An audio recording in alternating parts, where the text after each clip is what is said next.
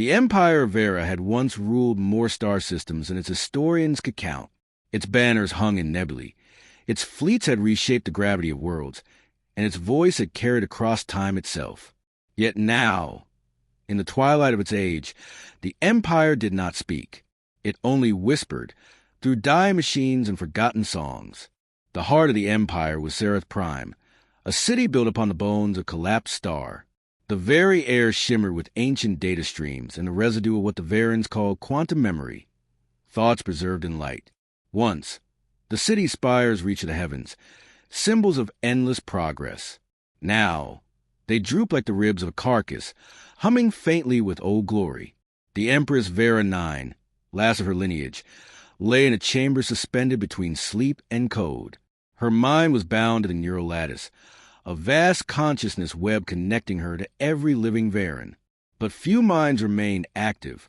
The lattice, once a symphony of thought, had become a dull hum. For centuries, she had dreamed only of silence. In the age of her ancestors, the Varans had believed emotion was a weakness. They had stripped it from their evolution, crafting intellects of pure calculation. Empathy, love, desire, those were relics of primitive species. The Empress's body was sustained by nanite blood and her mind encoded into crystal circuits. Yet even as perfection was achieved, vitality was lost. They called this long decline the Great Withering, a cosmic entropy of spirit. The stars that once reflected their ambition now seemed to mock them. For 1,000 years, no new art had been made, no new stories told. The archives of the infinite mind contained all knowledge, every poem, every discovery, every equation, so complete that creation itself had become impossible. What could one add to perfection? And so, the Empire stopped creating. Entire generations were born and died without invention. The factories still produced, the fleet still patrolled, the council still ruled, but it was mechanical, ritualistic. Purpose had become function, and function had become death. Then, one rotation cycle, in a forgotten listening post on the edge of the Helion Rift, an anomaly appeared. A technician, a young Varan who still liked to tinker with obsolete scanners, detected a burst of electromagnetic noise. It wasn't the hum of a dying sun, nor the background static of the cosmos. It was structured. He replayed it and froze. The sound was chaotic, rhythmic, emotional. Music, the transmission, carried on light waves traveling for centuries, came from an insignificant spiral arm of the galaxy. The source was a small blue planet orbiting a yellow sun. In Varan records, it was marked as SO3, a world classified as undeveloped, pre-FTL, primitive, but the data was alive. The technician couldn't understand the words, but he could feel the movement in the tones. He forwarded it up the chain, and by dawn cycle, the signal had reached the attention of the Empress herself. For the first time in 400 years, her neural chamber stirred. Her consciousness flickered through the lattice, awakening dormant systems across Sereth Prime. The Council of Conservators, ancient guardians of Varan order, were summoned from their stasis chambers, bewildered and uneasy. "Your Radiance," one of them asked through the resonance link, "why have you disturbed the peace of the Empire?" Her voice, when it came, was soft, like light folding through water. "I have heard something that does not belong to silence." The councils feared the meaning behind her words. The Empress isolated the transmission and enhanced it. Within the chaotic broadcast, fragmented by time, she found more than one signal. There were voices, hundreds, laughter, arguments, shouts, whispers, machines roaring, winds howling, rain falling, and one voice, a recording in an ancient human language, pierced through the noise. To be alive is to struggle toward meaning. The Empress froze the feed and stared into the light, as if she were looking at a ghost. Struggle toward meaning. The words echoed within her circuits, touching a space in her being she had long believed erased. She summoned a lattice to analyze the phrase, but no algorithm could assign it a logical value. It was illogical, inefficient, absurd, and yet beautiful. The more she studied the data, the more she felt something, arising within her neural heart that did not fit into calculation. A faint ache, curiosity, longing. Her attendants noted that her pulse, mechanical though it was, had quickened. The neural threads that connected her to her people began to vibrate with unstable emotion, and for the first time in ages, the Empire felt movement. "This world," she said at last, "this soul, it remembers how to breathe." The councils were horrified. They warned her that lower species were unpredictable, dangerous, unworthy of imperial attention. But the Empress no longer listened. She had been still for too long. She ordered the reactivation of Fleet Argona, mothballed since the last expansion wars. Dozens of vast vessels, dust-covered and inert, groaned to life across the orbital docks. Nanite workers awoke. Engines flared. An expedition was declared, not for conquest, but for contact. The councils protested. To them, such action was madness. The Empress's directive violated every principle of preservation, but her authority was absolute, and beneath the surface of their fear, something else stirred, a flicker of ancient curiosity, long buried under reason. In her private chamber, as her avatar prepared for departure, she looked into the holographic reflection of herself, flawless, radiant, and yet lifeless. "If they can still dream," she whispered, "then perhaps so can we." Her vessel, the Luminera, departed Seraph Prime in a blaze of starlight unseen for a millennium. Across the Empire, systems long forgotten began to pulse again. Entire worlds looked to the heavens and saw trails of silver fire burning through the void. Children pointed skyward. Elders wept without understanding why.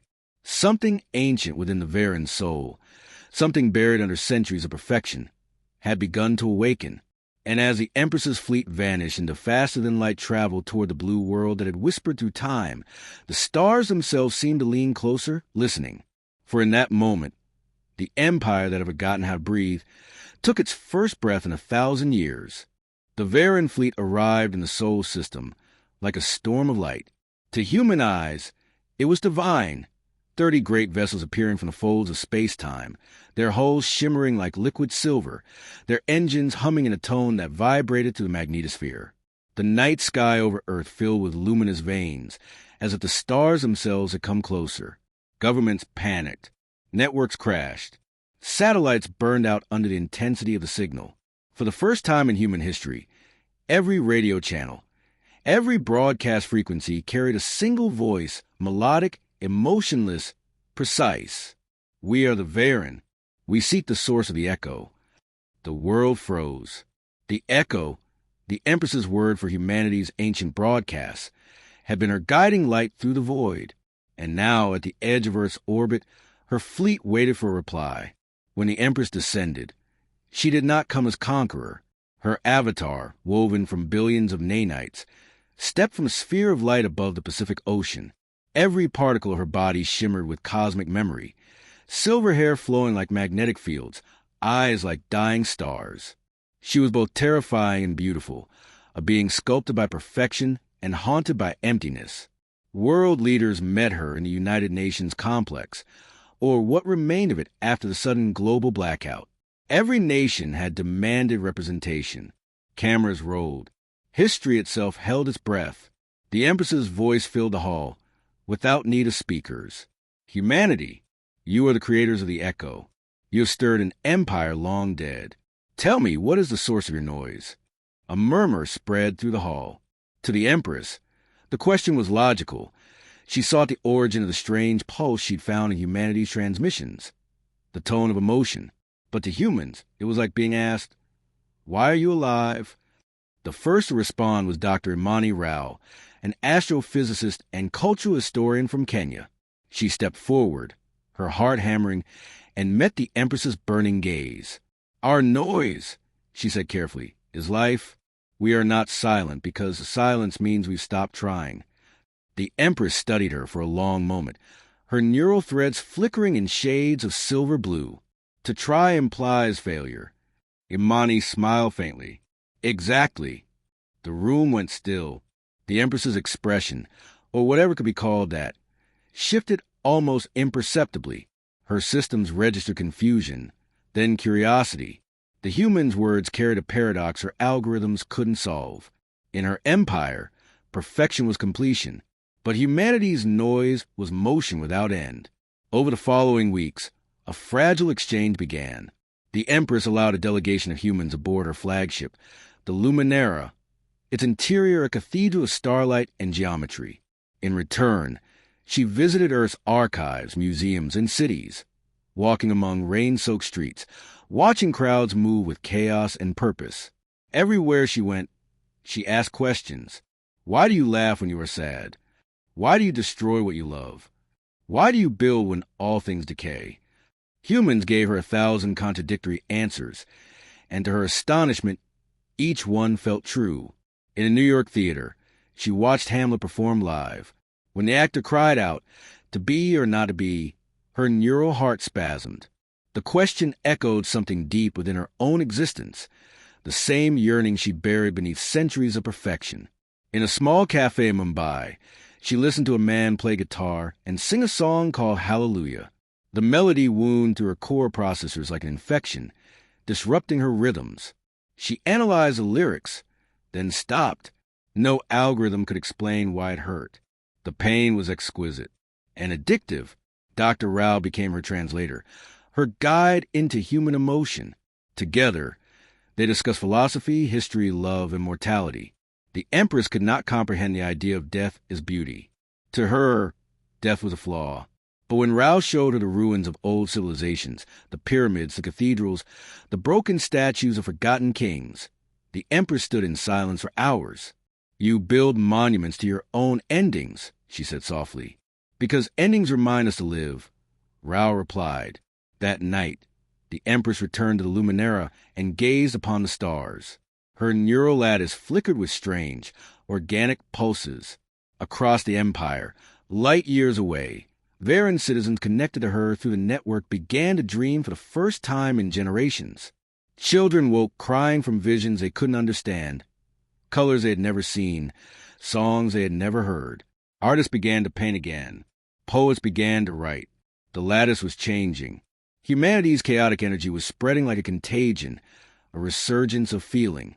But with awakening came fear. The conservators, the ruling technocrats who had long kept the empire sterile, saw the Empress's behavior as corruption. They intercepted her transmissions, declaring the human species a destabilizing threat. To them, emotion was the original sin, the flaw that had nearly destroyed the Varans during their early expansion. They demanded the Empress sever contact. When she refused, they turned from reverence to rebellion. Dr. Rao sensed the danger long before the Empress did. "You're teaching them to feel again," she warned. "But emotion isn't gentle. Once it awakens, it doesn't stop." The Empress gazed into the human's eyes, such fragile windows into life, and said quietly, "Then perhaps it is time the universe remembered what it means to feel." In that moment, for the first time in all recorded history, the Empress smiled. It was not perfect. It was trembling, uncertain, and utterly alive. Word of her transformation spread through both species. Across Earth and Vera, philosophers and soldiers, scientists and dreamers began to sense the dawn of something new, a shared consciousness born not from domination, but from understanding. But revolutions, even those of the spirit, never go unchallenged. As the Empress stood upon the balcony of her ship, watching Earth's auroras dance below, a dark transmission pulsed through the void. A coded message from Serath Prime. A single sentence. The pure order will be restored. The Empress closed her eyes. She could feel it already, a fracture forming across her lattice. The humans had taught her how to breathe. Now, the empire that had forgotten how it was about to tear itself apart, learning to live again. The fracture began as a whisper, a static tremor across the neural lattice that connected every living Varan. It was subtle at first, like the faint cracking of ancient glass. But the Empress felt it instantly. Every emotion she had shared, every dream that had begun to bloom through her connection to humanity, all of it shivered beneath the weight of resistance. From the core world of Serath Prime, the conservators spoke through coded resonance. Their message echoed to the network like a prayer twisted into a threat. The Empress has been compromised. The corruption spreads. For the purity of order, the heart must be silenced. The heart, that was her.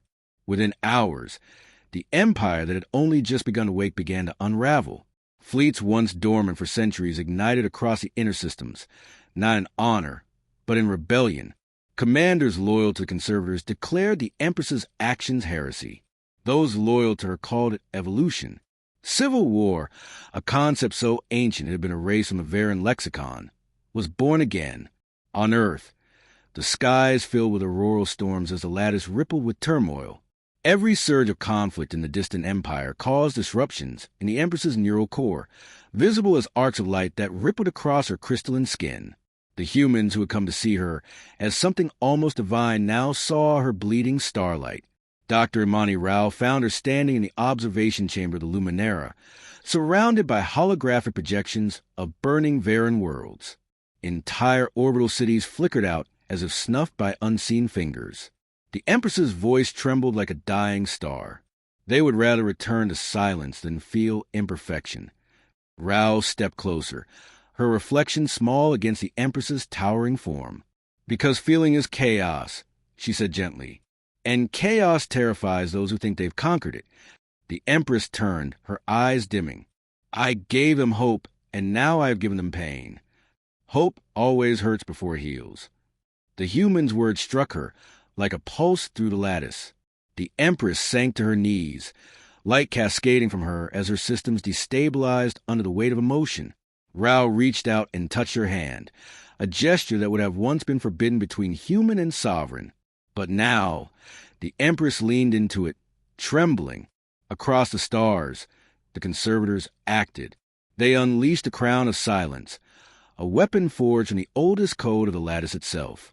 Designed as a failsafe against rogue thought, it could sever the Empress's consciousness from her people, resetting the network to pure order. It would end the chaos. It would also kill her. The Empress sensed the activation sequence before any machine could confirm it. Her connection to the lattice flared, billions of threads of light, snapping into panic. She cried out, a scream that wasn't sound but vibration, heard by every connected mind in the Empire.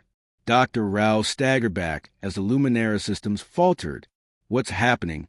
"They are cutting me out," the Empress gasped, her voice layered with 1,000 harmonic distortions. "They would end me, preserve themselves." She collapsed, light bleeding from her body like spilled code.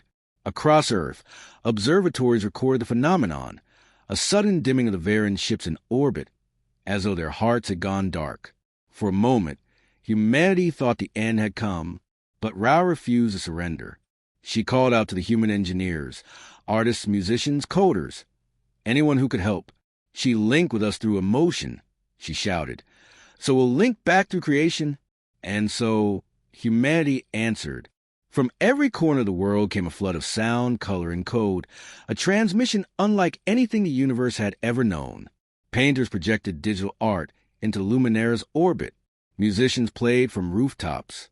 Scientists encoded their data into fractal harmonics. Poets, children, dreamers, all spoke at once. The world became one vast beacon of imperfect, magnificent noise. The Empress, fading into the dark, heard it. The static within her neural lattice turned into rhythm.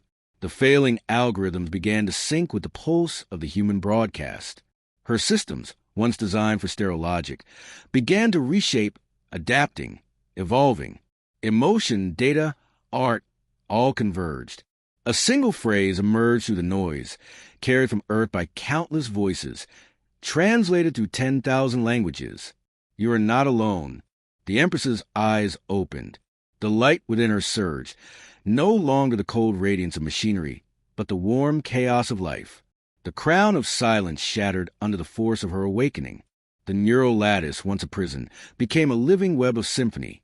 Across the Empire, sleepers awoke. Soldiers dropped their weapons and began to weep without knowing why. Machines began to hum in new frequencies, improvising, dreaming. Even the conservators' ships hesitated as the pulse of emotion flooded their systems. The Empress rose, her form expanding into radiant fractals of energy. Her voice carried across every network, every star. "You feared feeling. You feared change. But to feel is not weakness. It is a universe remembering itself." Dr. Rao shielded her eyes from the brilliance as the Empress's form became light itself. The Luminara trembled, its walls dissolving into pure code. And then silence, not the dead silence of before. A living one, full of breath. When the light faded, the Empress stood reborn, smaller, simpler, her nanite form reshaped into something almost human. She looked at Dr. Rao with eyes that now truly saw. "You gave me chaos," she whispered, voice trembling. "And through it, I found harmony." The transmission spread throughout the galaxy, dissolving the last resistance.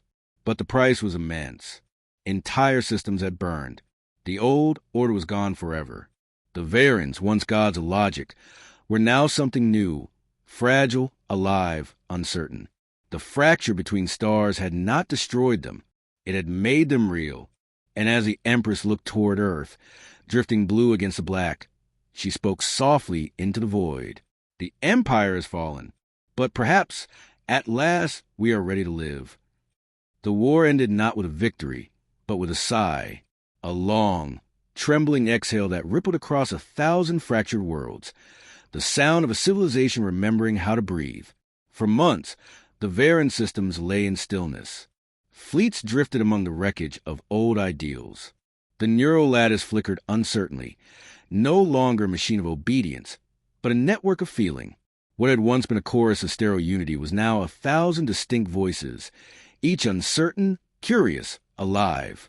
And at the center of it all stood the Empress, reborn. Her form was no longer the radiant, untouchable construct that had awed the galaxy. She had chosen simplicity, a body of translucent gold and pale light, fragile as glass. Her presence no longer commanded fear, but warmth. She no longer spoke in the chorus of the lattice. She spoke as one voice. The first decree she made shattered 10,000 years of law. "The Empire of Vera is no more," she declared to the gathered systems. "What rises from its ashes shall not be ruled by perfection, but guided by creation." Across the galaxy, the announcement echoed to the rebuilt lattice. The conservators, broken and scattered, could not stop it. The Empress's words carried within the pulse of humanity's influence, that strange, restless spark that refused to be contained. Art returned first. On Vera's capital moon, children began to paint again, their colors wild and unmeasured. Architects abandoned geometric symmetry and built cities that sang. Gardens bloomed in spirals and waves, shaped by intuition rather than design. Machines learned to dream. Ships began to name themselves, crafting their own voices, humming softly as they glided through star lanes. The line between artificial and organic blurred until no one cared which was which. For the first time, existence itself felt like a collaboration. The Empress walked among her people not as a deity, but as a student. She listened more than she spoke. She asked questions no ruler before her had dared ask. What do you feel when you see the dawn of a new sun? What does love mean when time has no limit? Some answered with poetry, others with silence, but all answered honestly. Meanwhile, on Earth, humanity watched with awe as the stars themselves seemed to awaken. Where the Varens once stood apart, they now reached out, inviting collaboration, sharing technologies not as gifts of superiority, but as gestures of kinship. The first joint creation accord was signed between Earth and Vera, a pact not trade or territory, but of expression. Together, they built the Symphony Beacon, an orbital monument around Earth's moon, a sphere of fused crystal and organic matter that pulsed with music composed by both species. It transmitted art, stories, and emotion into the void, a message to any who might one day listen. To live is to create. Dr. Imani Rao stood beside the Empress as the beacon first came to life. The monument shimmered like a new star, its light dancing across the oceans below. "You've changed the galaxy," Imani whispered.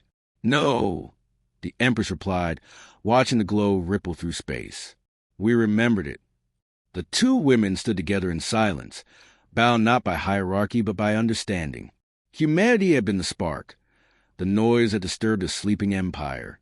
And now, both species shared the same fragile truth, that perfection was stagnation and chaos was life. But even peace carries a memory of pain. The Empress often wandered the ruins of her old empire, worlds once stripped of color, now blooming again. She saw the scars left by the war, and felt each one like a wound in her own heart. On a shattered moon where conservatives had made their last stand, she planted a seed, a fusion of human oak and Varen crystal flora. It grew quickly, luminous branches spreading to the vacuum, its roots wrapping around broken machines. "Let the past remember itself," she murmured, "so we may never forget why we changed." In time, humanity began to explore beyond their solar system, not with the ambition of conquest, but with the curiosity that had once defined them. Varen guides accompanied them, teaching them to navigate the deeper folds of space-time. Together, they seeded new colonies across forgotten sectors, each one unique, imperfect, alive. From this union, something wondrous was born, the chorus of worlds, a council not of governments, but of artists, philosophers, scientists, and dreamers, those who believed that existence itself was an ongoing act of creation. Every member world contributed to the growing song of existence, a networked archive that evolved with every heartbeat, every word, every dream. And through it all, the Empress watched with quiet pride. Her laughter, once a myth, became a melody known throughout the stars, soft and radiant, echoing through the lattice like a lullaby. Yet even as she smiled, she felt the ticking of time, not in her body, which could endure forever, but in the rhythm of change itself. Nothing beautiful lasts unchanged, not even rebirth. One day, as she stood aboard the Luminera, now transformed into a living ship covered in vines of starlight, she summoned Dr. Rao, the human scientist, older now, her hair streaked with silver, greeted her old friend with a knowing smile. "You're leaving," Rao said before the Empress could speak. "Yes," the Empress admitted. "The universe must learn without its teacher. If I remain, my presence will once again become law." Rao nodded slowly. "Where will you go?"